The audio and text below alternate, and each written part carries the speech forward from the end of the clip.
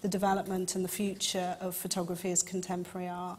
And it may just be that writing it down, or having the guts to come onto a stage and talk about the issues is as meaningful and as important for you to do as contemporary art photographers as the waiting game for, the contemporary art show.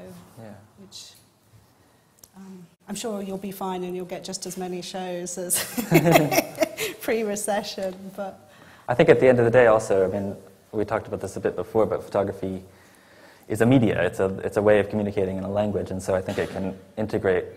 Up until this point within the fine art context, it's been about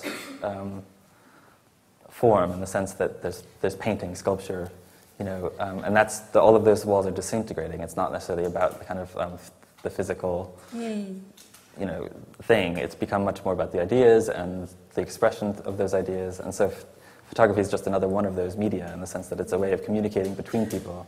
yes. And it's developed into a language that people are trying to experiment with, whether it's in books or on the wall or whatever. And that's really interesting and exciting, and it's becoming.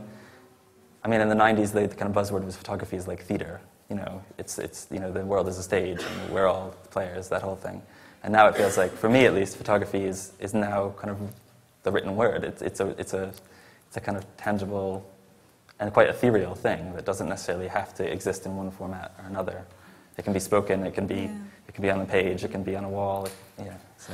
While you were talking, it just occurred to me, which might be a rubbish thought, which actually photography within the context of contemporary art is actually more definite and more clearly visible than it is within photography in the wider world and all its auspices, as the industries of photography,